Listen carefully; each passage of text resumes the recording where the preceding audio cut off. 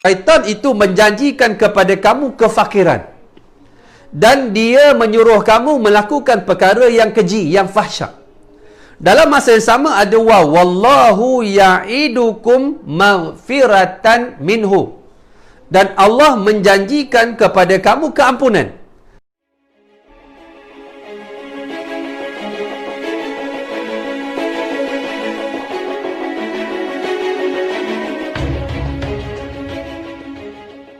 Kataannya mutlak. Sebab itu ada perkataan ati'ullah, ada ati'u, wa ati'ur rasul, ada ati'u. Maknanya ketaatan mutlak, tak boleh kita tanggalkan, kita ceraikan antara dua benda. Yang ketiganya, bila membincangkan ayat dalam perbincangan kita sekarang. Ayat Al-Baqarah 43, bila Allah menyebut wa aqimus salata, dirikan salat, wa atuz zakata, dan keluarkan zakat. Tak dikatakan orang itu beriman dengan kefarduan solat kalau dia menafikan kefarduan zakat. Tak dikatakan orang itu dia beriman kepada kefarduan zakat kalau dia menafikan bahawa solat itu fardu, solat itu wajib. Sebab itu berbeza dengan orang yang dia kata, kenapa tak solat? Iman lemah ustaz. Berbeza dengan orang kata, kenapa tak solat? Saya ustaz, saya tak beriman bahawa solat itu wajib. Yang kedua ni, kategori dia boleh membawa kepada keluar daripada Islam, murtad.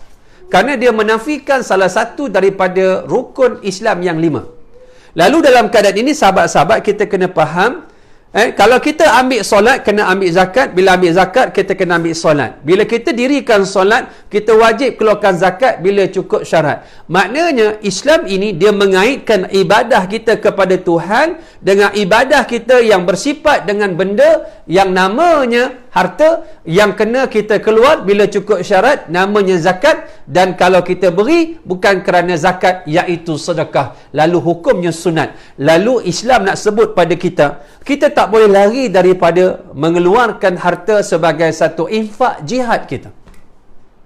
Dan sebab itu, bila kita kaitkan dengan keampunan dalam bulan Ramadan, kita cara nak bersihnya ada satu zakat, nama dia zakat fitrah. Dan zakat fitrah ni tuan-tuan, RM7 setahun. RM7 setahun. Zakat fitrah bagi tiap-tiap orang yang layak dia. Dia Islam, dia merdeka, dia aqil balik, dan dia ada cukup harta bagi dia dan keluarga dia pada malam raya tersebut. Dia wajib mengeluarkan untuk dirinya dan orang di bawahnya. Bagi belum kahwin, untuk dirinya. RM7 sahaja. Dan RM7 ini merupakan perkara wajib yang dia kena keluarkan, namanya zakat fitrah. Sebab tu zakat fitrah kita kaitkan dengan hari raya Idul Fitri. Fitri, fitrah. Zakat fitrah, air raya Idul Fitri. Fitri di fitrah maksudnya kembali kepada fitrah. Fitrah bersih, suci. Sebab tu kita dulu lahir tak berdosa, kita hidup, aqil balik, mula buat dosa. Jadi bila mula aqil balik, kalau tak solat, kita dosa. Kita makan yang haram, kita dosa. Kita tinggal apa yang Allah perintah, kita dosa. Dosa-dosa ini bila mari Ramadan, kita bersihkan dengan bertaubat. Bila masuk Syawal, kita kembali kepada fitrah, tak berdosa dulu, bersih. Antaranya dengan cara kita bertaubat. Antaranya dengan rasa diri kita itu penting untuk kita korbankan sedikit dari harta kita yang namanya zakat yang wajib ke atas kita, iaitu fitrah. RM7 setahun. Tadi saya jumpa ada seorang hamba Allah. Macam mana ustaz, saya lupa keluar zakat tahun ni. Tuan-tuan, zakat yang RM7 boleh lupa tuan-tuan. RM7 boleh lupa. RM7 ni tuan-tuan, kita rasa berat. Kenapa tuan-tuan? Sebab hati kita masih kotor. Sebab apa? Kita kaitkan dengan keampunan tu tadi. Keampunan itu terhalang kerana hati kita kotor. Sebab hati kita kotor, antaranya kita ni ada satu penyakit, iaitu penyakit bakhil. Bakhil ni ada hubung kait dengan keampunan. Sebab itu saya ambil lagi ayat lain. Saya nak kaitkan lagi. Allah sebut dalam satu surah, iaitu surah Al-Baqarah ayat 268. Allah menyebut dengan perkataan asyaitanu ya'idukumul faqra wa ya'murukum bil fahsya. Wallahu ya'idukum maghfiratan minhu wa fadla wallahu wasi'un alim. And Allah beritahu pada kita, asyaitanu ya'idukumul faqra wa ya'murukum bil fahsya. Syaitan itu menjanjikan kepada kamu kefakiran dan dia menyuruh kamu melakukan perkara yang keji, yang fahsya. Dalam masa yang sama ada wallahu ya'idukum maghfiratan minhu. Dan Allah menjanjikan kepada kamu keampunan. Syaitan menjanjikan kefakiran, Allah menjanjikan keampunan. Dan juga Allah janjikan juga wa fadlah, kurniaan, kelebihan daripadanya. Maknanya bertentangan ini apa yang dijanjikan Allah, yang dijanjikan syaitan. Allah menjanjikan keampunan, syaitan dia janjikan kamu kefakiran. Kita ni rasa berat untuk infak sebab kita ini dimainkan oleh syaitan. Bila kamu sedekah, kamu jatuh miskin. Sedangkan kaedah kita untuk Allah ampunkan, pertama, taubat. Kalau dosa-dosa kecil, cukup dengan istighfar. Kalau dosa besar, kita kena taubat. Kalau minum arak, tinggalkan arak. Kalau berzina, tinggalkan zina. Tinggalkan, kemudian bertaubat dengan taubatan nasuha. Solat 2 rakaat, tinggal berazam tak nak buat dosa yang sama. Kalau melibatkan makanan itu harta orang, kita usaha pulangkan balik jumlah yang kita ambil daripadanya. Kita curi hartanya. Itu kaedah taubat. Kita jangan lupa, antara perkara yang boleh mengampunkan kita, antaranya ialah infak. Bersedekah ini antara kaedah Allah nak ampunkan kita. Sebab tu hanya orang yang dalam hatinya bersih saja dia boleh bersedekah. Kenapa tuan-tuan? Sebab dalam hatinya sudah tidak ada rasa cinta pada dunia, termasuk duit, termasuk harta. Kerana dalam hatinya hanya ada cinta Allah. Bila dalam hatinya hanya ada cinta Allah, dia tak cinta pada yang lain. Bila dia tak cinta pada yang lain itu pada pandangan dia tak ada makna. Dia bagi begitu saja, dia tak simpan dalam hati. Dan dia gunakan segala-galanya untuk infak fi sabilillah. Sebab itu syaitan dia tak nak kita sedekah. Kerana bukan apa? Dia tak nak kita diampunkan oleh Allah. Dia tak nak kita diampunkan. Kedua, dia tak nak kita masuk syurga. Ketiga, dia nak kita masuk neraka Allah. Dengan cara kita tak diampunkan. Dengan cara kita ni menanggung dosa. Allahu Akbar. Tengok cara mainan syaitan tersebut dalam benda yang namanya sedekah. Sebab itu sedekah itu besar bila mana kita ni bakhil. Sebab itu ditanya oleh sahabat Rasulullah SAW, datang seorang lelaki kata, ya Rasulullah, ayu sadaqati a'zamu ajra. Dia kata, wahai Rasul Allah, bilakah sedekah itu besar pahalanya? Nabi letak 4 syarat. Pertama, Nabi kata, anta saddaqa wa anta sahihun. Pertama, engkau sedekah ketika mana engkau sihat. Kenapa sihat? Sebab ketika kita sihat, nafsu kita besar. Ketika nafsu kita besar, keinginan kita banyak. Ketika keinginan kita banyak, kita jadi bakhil. Kita tak nak beri. Kita nak guna. Tapi bila kita sakit, tidak sihat, jam buka, cincin buka, gigi palsu buka, bulu mata palsu buka, anting-anting buka, tak nak bersolek, tak nak pakai botok, tak nak pakai eyeshadow, eyeliner, tak nak pakai lipstick, dah sakit. Sakit dia apa? Sikit je demam. Dengan sebab demam sikit saja, tengok dia apa? Dia tak selera makan. Lalu apa bila kita tanya dia nak makan apa? Bawakan mak, apa dia? Bubur nasi, kicap, tamin saja cukup, ikan bilis. Makan bubur nasi. Kenapa? Ketika dia dah lemah, ketika dia sakit. Sebab ketika kita sihat, nafsu kita kuat, kita tak nak keluar sedekah. Sebab itu ketika tengah bakhil itu, ketika itu bila bersedekah, besar pahalanya. Nak tahu bakhil senang je. Lalu tabung masjid tu, masuk RM5, dia demam 5 tahun. Bakhil lah tu. RM5 dia kenang 5 tahun. Bakhil lah tu. Yang kedua kata Rasulullah SAW, syahihun. Tadi sahihun, ni syahihun. Syahih ni bukan bakhil. Abang long pada bakhil. Sebab bakhil ni bahasa Arab asas. Bakhilun. Atas sikit masikun. Atas sikit syahihun. Atas sikit lahizun. Atas sikit hilizun. Dia banyak peringkat-peringkat bakhil. Sebagaimana disebutkan dalam kitab Fiqhul Lughah Wasirul Arabiyah yang ditulis oleh Abu Mansur Ismail Al-Naisaburi. Sa'labi An-Naisaburi. Jadi Tok Guru ni, kitab ni dia meninggal lebih dah 800 tahun yang lalu. Dalam kitab tajuk dia Rahsia Fiqh dan Rahsia Bahasa Arab. Fiqhul Lughah wa Sirul Arabiyah. Bahasa dalam bahasa. Bahasa dalam bahasa. Unta saja nama dia 400. Singa nama dia 200. Satu kalimat boleh faham berlapis-lapis.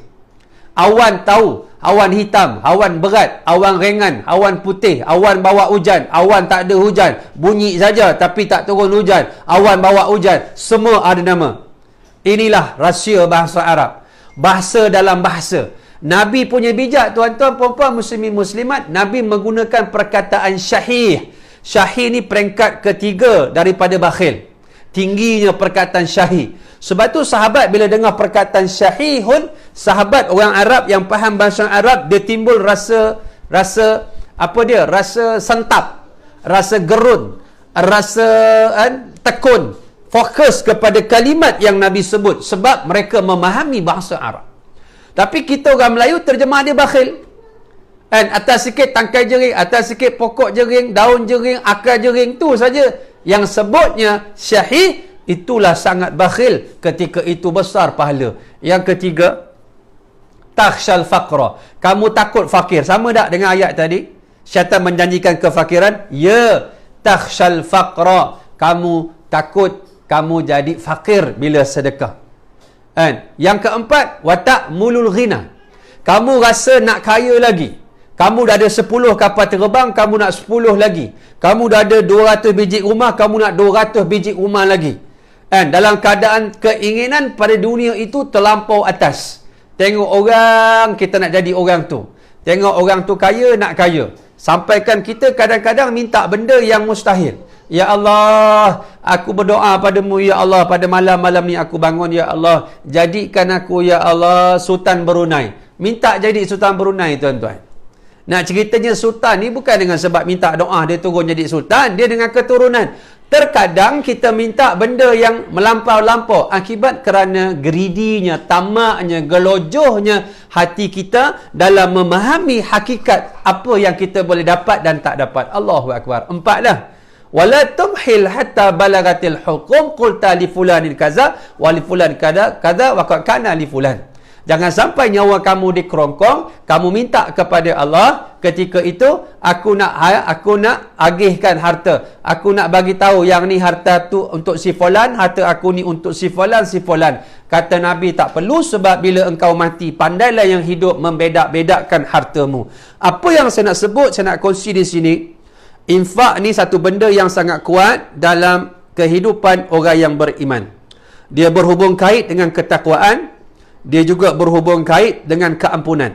Dia juga berhubung kait dengan apa dia? Dengan kurniaan Allah Subhanahu Wa Taala dengan hati yang bersih. Dan sebab itu syaitan tak mahu kita infak. Sebab apa? Infak ini dalam Islam dia luar biasa. Dan sebab bakhil ini ialah sifat yang mana menjadi sifat yang negatif yang disuruh oleh Allah kita keluarkan. Sebab tu jangan kita ingat sifat mazmumah itu ujub, riak, takabur, sum'ah saja.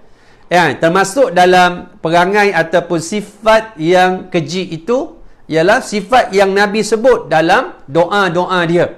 Sebab tu pagi dan petang Nabi suruh kita baca doa yang dimasukkan dalam Al-Ma'thurat. Antara doa dia, Allahumma inni a'udzubika minal ijzi wal kasal wa a'udzubika minal jubni wal bukhl wa a'udzubika min ghalabati daini wa qahri rijal. Tengok, wahai Allah, aku minta jauh daripada lemah jiwa.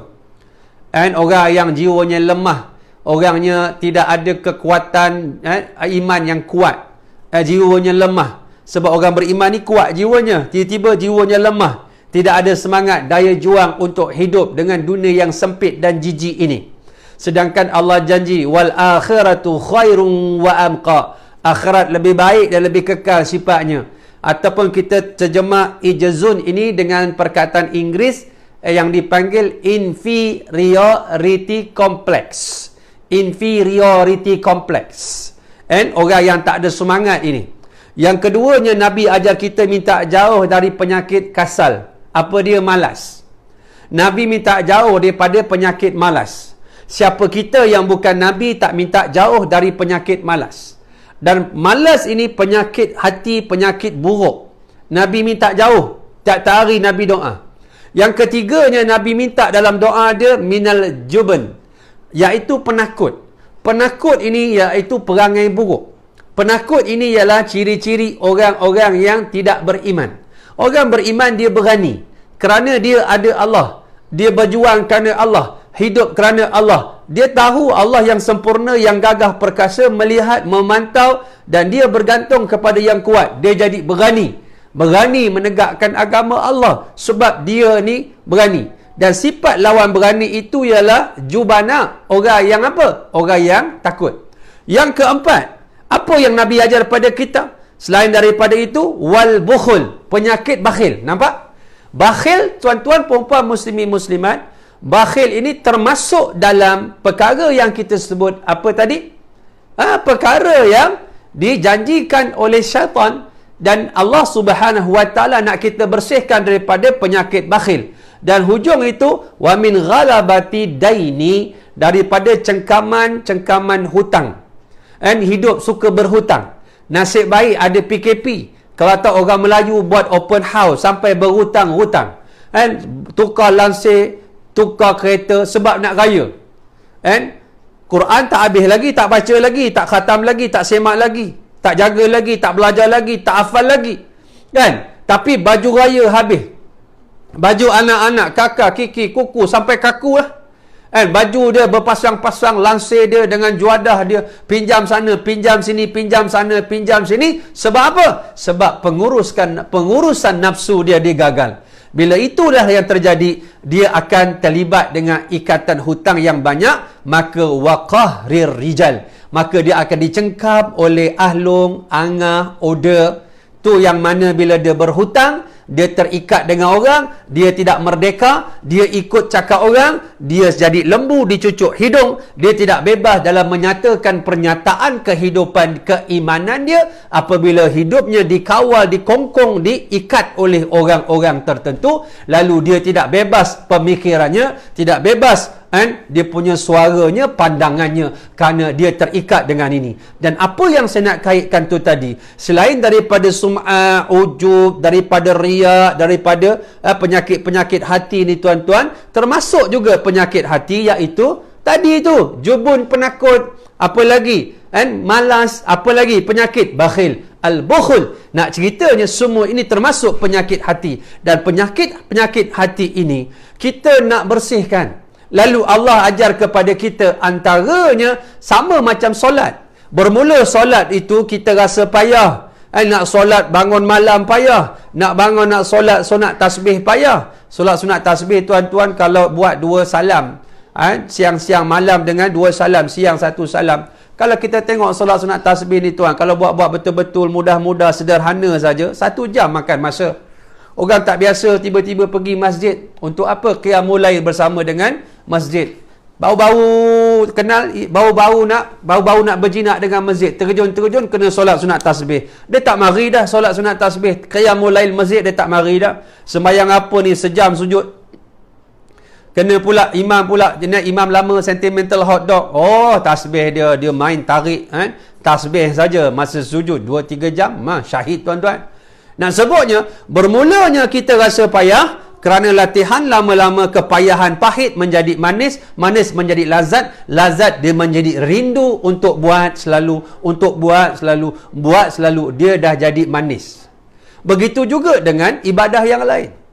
Begitu juga dengan puasa. Bermulanya puasa yang kita bincang, dia mari yang wajib, dianjurkan dengan yang sunat, mari 6 dalam bulan Syawal, mari pula bulan-bulan lain Isnin Khamis, mari pula hari puasa yang putih, hari putih 13, 14, 15, mari Muharram dia puasa 10 Muharram, mari Zulhijjah dia puasa Arafah 9 Zulhijjah. Dia semakin seronok dengan puasa, akhirnya puasa tu jadi manis, jadi lazat, jadi lazat, jadi lazat, jadi lazat. 30 hari dia puasa tu rasa macam 3 hari je. Habis dah. kerana pengisian dengan ilmu, penghayatan dan kelazatan yang diberikan oleh Allah, yang Allah balingkan dalam hatinya. Begitu juga dengan namanya zakat. Dia bermula dengan zakat. Allah bagi sikit saja. Zakat fitrah RM7, itu pun kantul. Tak rasa nak bagi awal-awal Ramadan, tunggu lepas raya. Itu masa-masa kecederaan, injury time. RM7 berkira-kira dengan Tuhan. RM7 kita berkira-kira. Bermula dengan zakat, namanya fitrah. Zakat yang maknanya paling basic lah. Mari pula zakat wang simpanan, marilah zakat perniagaan, zakat tu, zakat ni, zakat itu. Dalam keadaan dia dia pergi kepada bila hati dia dah manis, dah lazat. Kerana dia memahami dalam konsep memberi itu sebahagian daripada keampunan yang diajarkan oleh Allah kepada Rasulullah, sahabat-sahabat baginda. Lalu dia mengeluarkan apa yang nama infak yang bersifat sunat, iaitu sedekah. Jadi Allah letakkan dalam Ramadan itu, kita keluar Ramadan ni tuan-tuan, macam mana kita memahami konsep sedekah itu. Dan konsep sedekah itu dia tidak memerlukan pada duit yang banyak. Saya bawa contoh. Tengok. Saya nak bawa sebelum tu, tuan-tuan, kita nak belajar matematik sikit. Tuan-tuan, kita ada RM1, kita bagi orang RM1. Kita tinggal apa tuan-tuan? Kita tinggal kosong, betul? Orang tu, dia dapat satu. Sebenarnya hakikatnya, orang yang memberi, dia berganda. Dia beri RM1, dia dapat RM701. Ustaz tak faham Ustaz. Saya pun tak faham. Kalau dia keluar RM2, dia sudah dapat RM1,402. Lagi saya tak faham Ustaz, matematik Ustaz. Nak faham macam mana matematik ni, Allah yang beri. Cuba kita rujuk satu ayat, namanya Al-Baqarah 261. Allah sebut 261 dengan perkataan dia, firman-Nya, masalul ladzina yunfiquna amwalahum fi sabilillahi kamassali habbatin ambatat sab'a sanabil fi kulli sumbulatin mi'ata habbatin wallahu yudha'ifu liman yasha'u wallahu wasi'un alim. Allah kata, perumpamaan orang yang menginfakkan hartanya. Tengok, Allah tidak menggunakan perkataan zakat, tapi umum menginfakkan hartanya, lebih menjurus kepada perkara yang namanya iaitu sedekah yang sunat. Dan yang kedua, dikhususkan kepada benda yang namanya fi sabilillah. Bukan beri zakat pada orang miskin, pada orang fakir, kepada apa secara khusus? Fi sabilillah. Meninggikan agama Allah, memperjuangkan agama Allah, mendirikan masjid, mendirikan madrasah, mendirikan tempat-tempat apa dia yang ada nilai-nilai untuk meninggikan syiar Allah Subhanahu wa taala atas muka bumi, iaitu fi sabilillah secara khusus untuk perjuangan menegakkan agama Allah. Allah kata dia seperti apa? Kamassali habbatin ambatat sab'a sanabil. Seperti apa kata Allah? Seperti sebiji benih yang ditanam.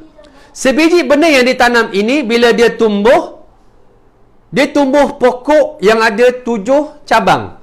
Sanabil, sunbulah, ranting.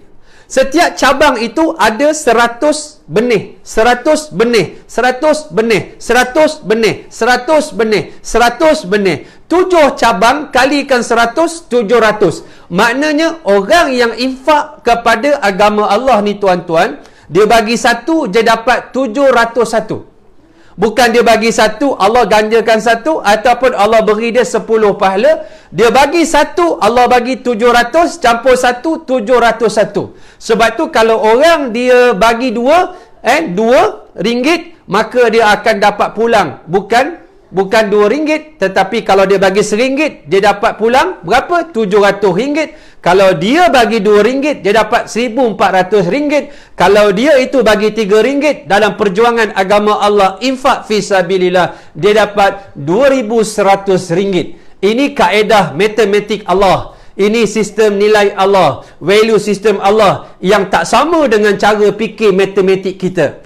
Kalau kita punya matematik, Kita kat poket ada RM10. Kita sedekah RM1. Sepatut balance dekat poket kita RM9. Tetapi kaedah Allah lain. Kita ada RM10. Kita infak RM1. Jadi RM9 baki itu campurkan RM700. Bila kita campurkan RM700, kita dapat RM709. Bukan baki RM9, tapi baki dekat poket RM709. Kalau kita ada RM10, kita tolak, kita sedekah RM2, maka baki RM8. Matematik kita. Tetapi matematik Allah, bila RM10, kita infak RM2, baki RM8. Campur digandakan RM2, kalikan dengan RM700, dapat RM1,400. Maka kita punya lebihan RM1,408.